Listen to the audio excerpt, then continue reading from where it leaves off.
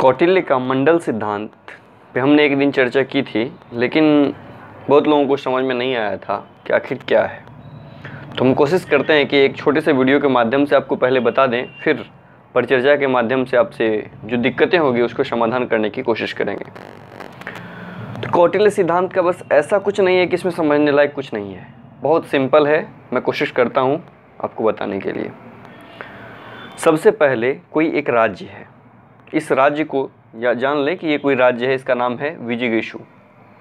ठीक, विजिगीषु राज्य, जो कोई राज्य है उसको विजिगीषु कहा गया कि मतलब जीतने की इच्छा रखने वाला राज्य होगा विजिगीषु। फिर इसके जस्ट बगल का, इसके जो बगल में आगे राज्य है उसका नाम है अरि। अरि मतलब शत्रु। शत्रु मतलब अगर कोई जो राज्य है उसके बगल का जो राज्य होगा वह उसका बहुत संभावना है कि उसकी शत्रु ही होगी। अटल जी ने कहा था कि पड़ोसी कभी अच्छे नहीं होते, कुछ इस तरह का उनका कमेंट था, मुझे याद नहीं है। पड़ोसी अच्छा हो जाए तो जीवन सुगढ़ हो जाए, ऐसा कुछ बोले थे। तो कोई भी राज्य है उसको विजिगीषु क्यों कहा गया है? जो विजय की इच्छा रखने वाला हो। ठीक, मंडल सिद्धांत का मतलब ये नहीं है कि मंडल सिद्धांत हर जगह लागू होगा, हर कोई देश लागू करेगा, ऐसा कुछ नहीं। कौटिल्य ने कहा कि अगर आप विजिगीषु की इच्छा रखते हो, अगर आप जीतने की इच्छा रखते हो, उत्साहपूर्ण हो, तो फिर इस सिद्धांत को अपनाओ, अन्यथा कोई आवश्यकता नहीं है कि विजिगीषु आप हो।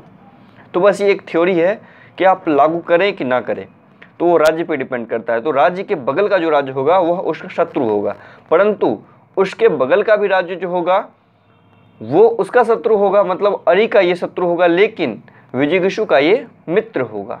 फिर इसके बाद जो होगा राज्य, वो अरि का मित्र होगा, मतलब वो आपका मित्र नहीं होगा, ये आपके शत्रु का मित्र होगा, क्योंकि आपका मित्र यहाँ आपको सपोर्ट कर रहा है, लेकिन इसका पड़ोसी भी तो इसका मित्र नहीं होगा। बस इसके आगे भी यही कंडीशन चलती है। फिर चलता है मित्र मित्र, और फिर अरि मित्र मित्र। अब मित्र मित्र क्या है कि देखिए, मित्र के बाद जो ये जो राज्य हैं ये क्या होंगे? इनके शत्रु होंगे, लेकिन इसके बाद जो राज्य होंगे वो इसके मित्र होंगे। तो मतलब मित्र के मित्र, इस विजिगीषु राज्य के लिए ये मित्र मित्र हो गए। ठीक, अब आगे आते हैं। अब जब मित्र और मित्र, ये मित्र राज्य हैं, तो फिर ये कैसे, इसके पड़ोसी इनके मित्र कैसे होगा? तो मतलब ये अरि मित्र के मित्र होंगे।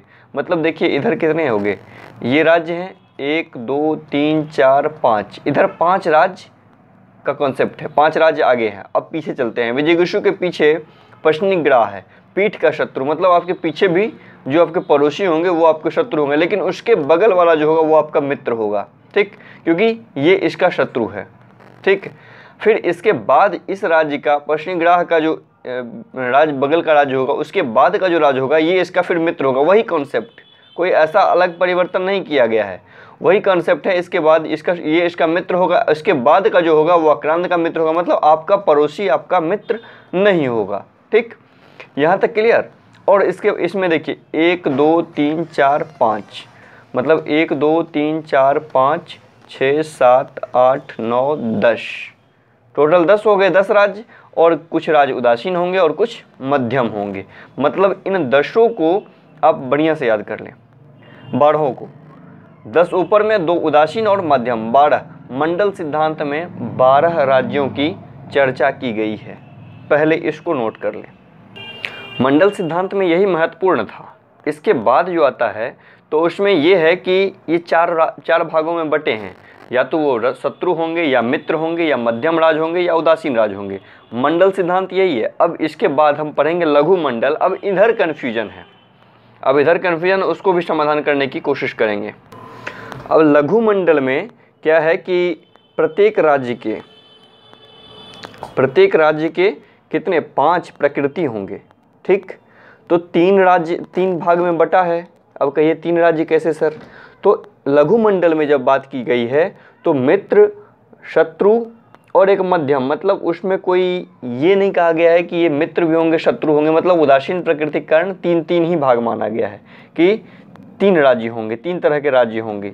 3 तरह के राज्य मनु और कौटिल्य दोनों लोग चर्चा करते हैं। ठीक, तो 3 पार्ट ये हो गए, और इनकी 5 प्रकृति, मंत्री, कोष, दंड, जनपद, पूर्व, और एक तो राज्य होगा प्रकृति, मतलब 6 के 6 छत्री के 18, ये कुल मिलाकर 18 प्रकृतियां हुई। इनसे मिलकर लघुमंडल बनता है। इस प्रकार अधिराज्य, अधिराज्य मंडल, मध्यम मंडल और उदासीन मंडल बनाते हैं। ये हो गया लघु मंडल का कॉन्सेप्ट। अब बताते हैं बृहद मंडल पे। अब इस बृहत राज्य मंडल में क्या है कि वो जो 12 राज्य बताया गया था वही 12 राज्य है, ठीक। उसकी प्रत्येक की 5 प्रकृति, 5 प्रकृति अभी पीछे बताया हूँ, 5 प्रकृति, ठीक। तो 12 राज्यों की 5 प्रकृति मतलब 60। ये जो 5 प्रकृति हैं इनको द्रव्य प्रकृति कहा जाता है, ठीक। और 12 राज्य हैं तो राज्य प्रकृति हो गया, मतलब कुल प्रकृतियों की संख्या हो गई 72। यही है बृहत राजमंडल कॉन्सेप्ट, मतलब एक राज्य का 72 प्रकृति होगा। ये बस एक मंडल है, उनका एक क्या फॉर्मूला है, समझ लीजिए। इस प्रकार शत्रु राज्यों को मित्र राज्यों में मध्यम राज्य व उदासीन राज्य की उपस्थिति से शक्ति संतुलन स्थापित करने का प्रयास किया गया है। बस मोटा मोटा ये है कि ये कॉन्सेप्ट जो है, ये मंडल थ्योरी जो है, ये आपके विदेश नीति को संचालन करने की मतलब एक प्रक्रिया है। आप अपने हिसाब से देख सकते हैं कि अगर इसको इम्प्लीमेंट करना है तो आप इसका यूज़ करिए, अगर इम्प्लीमेंट नहीं करना है तो कोई दिक्कत नहीं। बाकी बहुत सारी बातें हो गई थी कि द्वैधी भाव क्या है, साम दाम दंड भेद, ऐसी तमाम चीज़ों पे हमने बात की थी। बस मंडल सिद्धांत समझ में नहीं आया था, इसलिए मैंने इसको अलग से वीडियो बनाने की कोशिश किया।